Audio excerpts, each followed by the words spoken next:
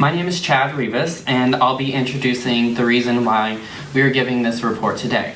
Following my introduction of our crisis, members Tess and Winnie will present primary and secondary research, and then member Savannah will introduce our 3 proposals to come up with solutions and combat this crisis, and then finally I will end with our conclusion.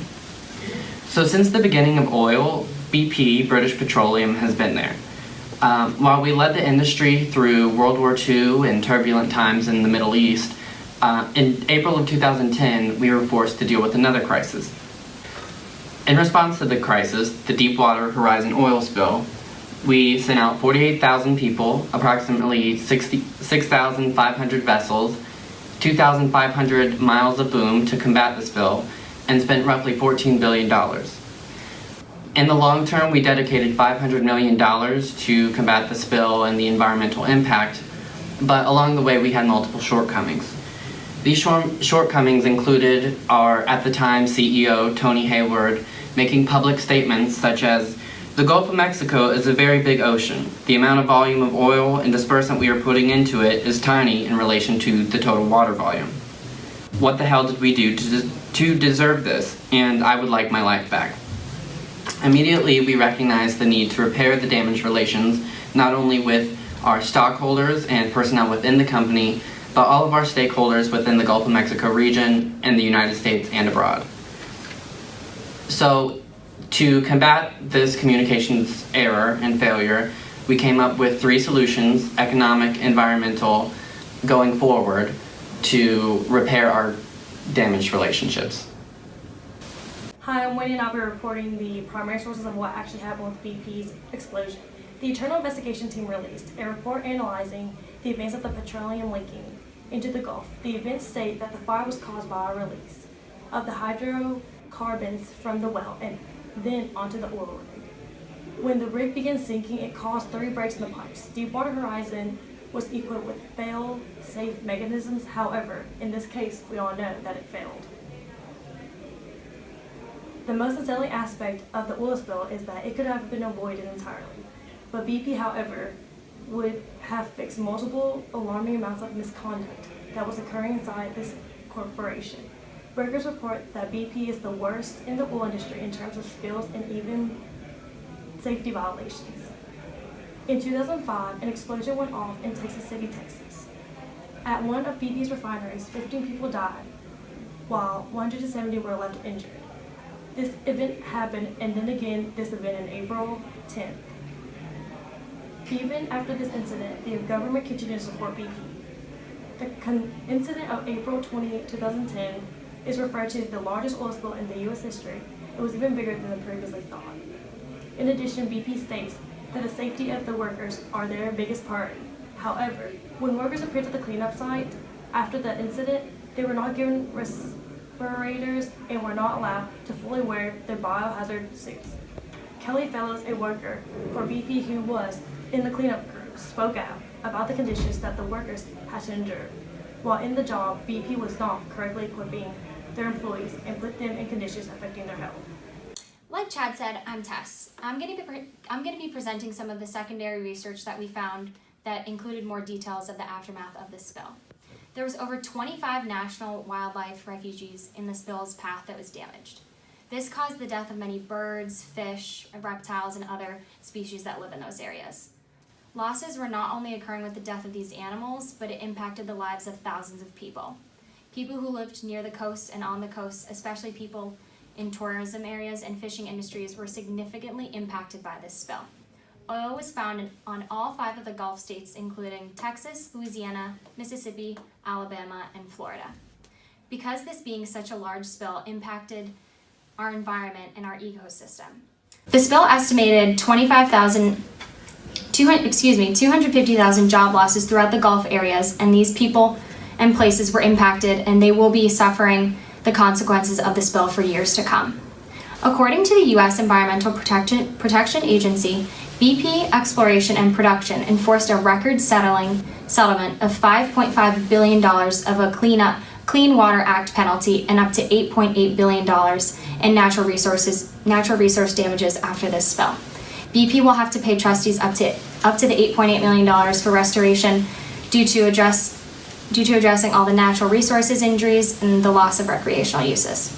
Another finding from GRIST included how BP mounted up a cover-up that concealed the full extent to some of the crimes that happened to the public view.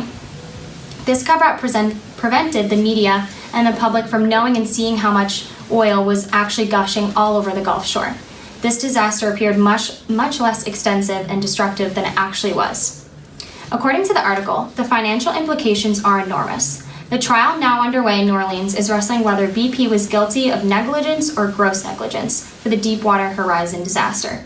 If found guilty of negligence, BP would be fined under the Clean Water Act $1,100 for each barrel of oil that leaked.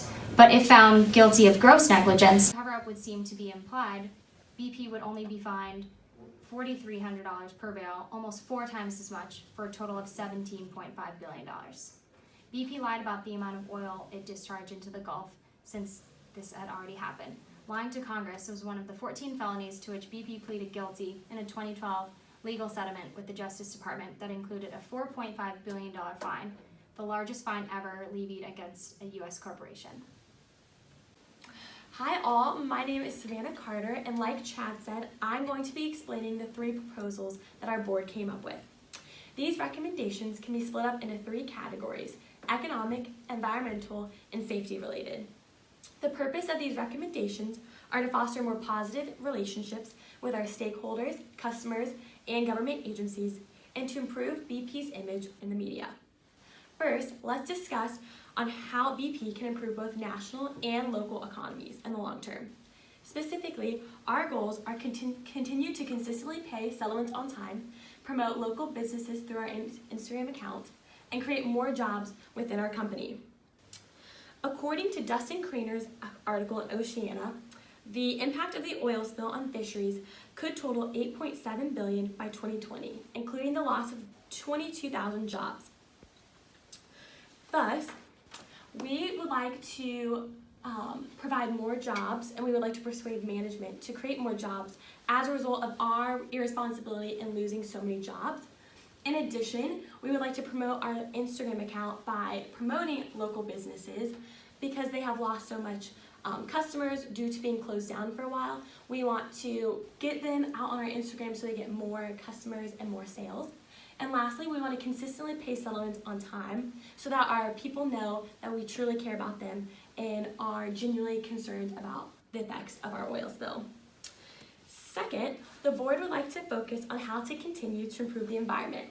We would like to place emphasis on the use of our independent Gulf of Mexico research initiative, donate to natural resource damages, and use the spill to learn more about the environment and learn from our mistakes. According to the Smithsonian website, the initiative is for spill-related research and the effect on the environment of the oil spill. So we would like to continue fostering this because not only have we learned the effects of the oil spill on the ocean floor, but we've also learned about new ocean currents. We've learned about new migrations of sharks and new species in the ocean. So this initiative is imperative to learning more about our environment. We would also like to donate to natural resource damages.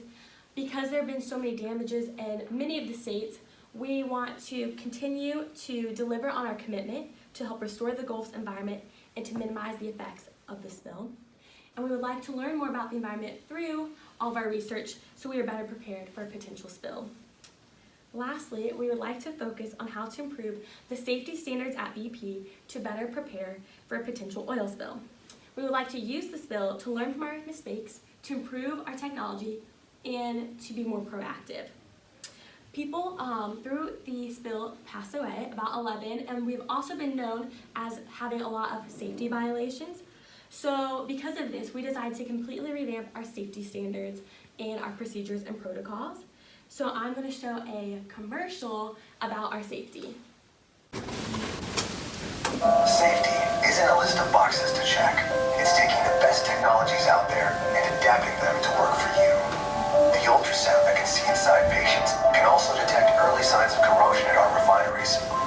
High-tech military cameras that see through walls can inspect our pipelines to prevent leaks. Remote-controlled aircraft can help us identify potential problems and stop them in their tracks.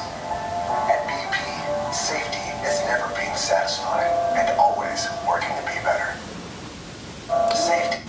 Thus, as you can see with our video and the new improved technology, safety is our number priority. And something I just want to point out is the very last sentence that they say is safety is never being satisfied and always working to be better. And this is what our board has decided to be our motto for this upcoming year regarding our recommendations to improve our company's image and to foster our positive relationships with our customers, shareholders, and government agencies. Together, our three proposals focusing on the environment, the economy, and safety concerns will work to repair damaged relationships and habitats that resulted from the spill and the failures of our previous leadership. All of us board members hope that these proposals would begin a new and closer relationship between BP and the Gulf of Mexico.